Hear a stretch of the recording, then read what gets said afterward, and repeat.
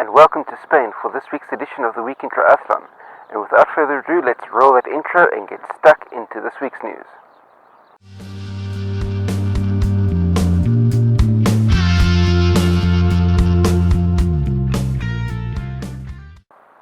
The ITU's World Triathlon Series for 2016 certainly seems to be a process of attrition this year.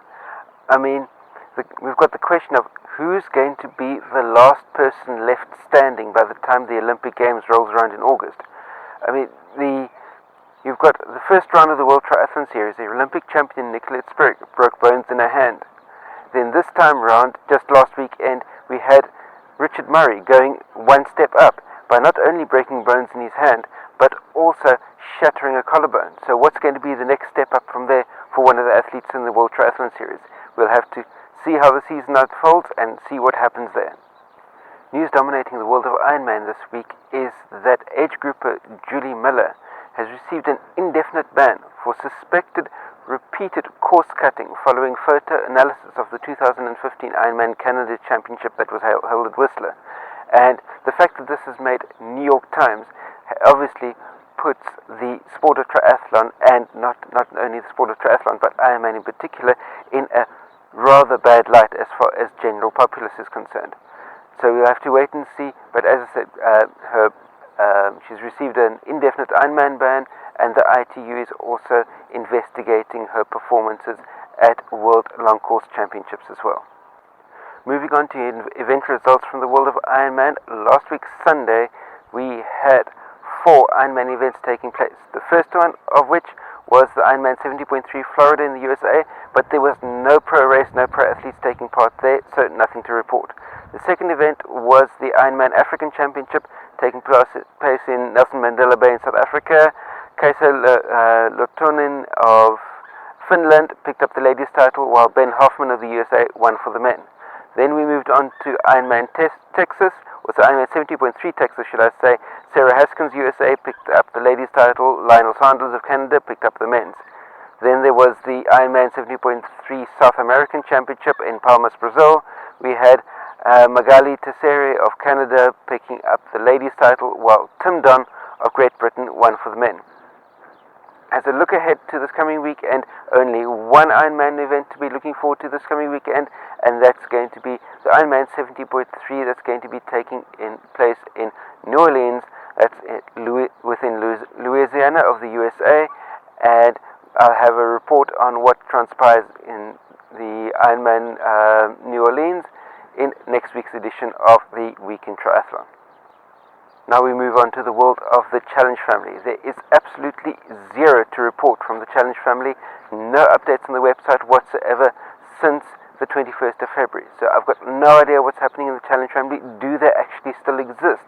If any of you are entered in any of the Challenge family events and getting feedback from them, by all means, post something in the comment section down below, because officially it seems like there's absolutely nothing happening within the Challenge family at all. So it'll be interesting to see what's actually happening. Does the company still exist? Are the events still actually happening?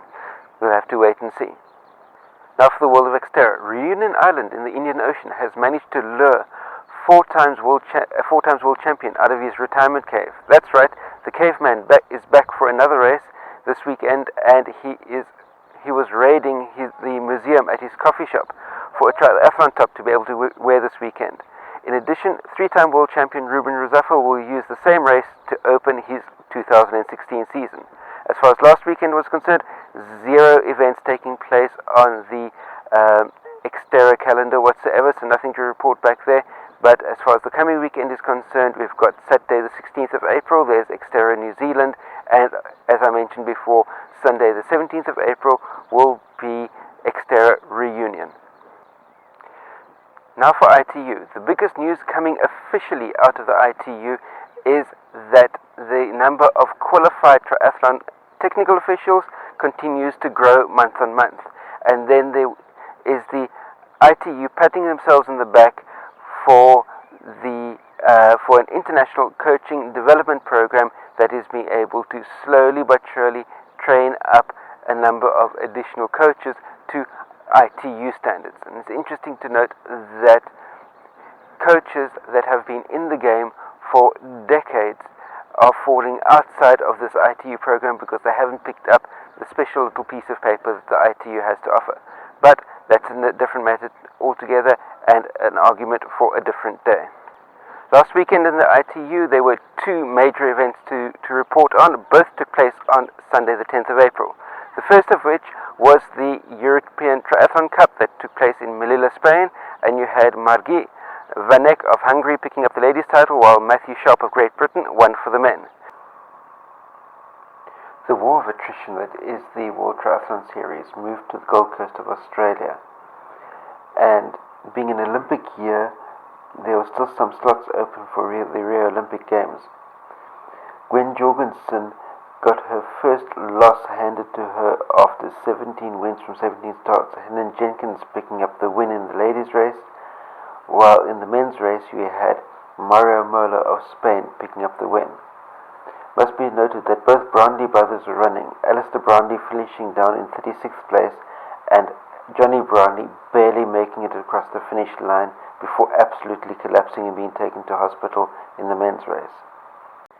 The look ahead to this coming weekend in the ITU, there's one major race that's going to be coming up, and that's on Saturday the 16th of April, and that's going to be an ITU World Cup event, and that's going to be taking place in Chengdu, China. That brings us to the end of this week's edition of the Week in Triathlon. Remember to share this out amongst all your triathlon friends. Hit the thumbs up button if you like this type of content. Hit the subscribe button down below to stay subscribed. Any comments, questions, criticisms, by all means post those in the comment section down below. And remember that every Friday I'll be coming up with a new edition of the Week in Triathlon, and every single other day of the week there'll be some sort of athlete question answered or some sort of newsworthy triathlon or distance running content that I'll be posting through this very same YouTube channel. So subscribe and stay tuned. Remember, stay carved up for the win. I'll see you next time. Cheers. CoachEdu.net.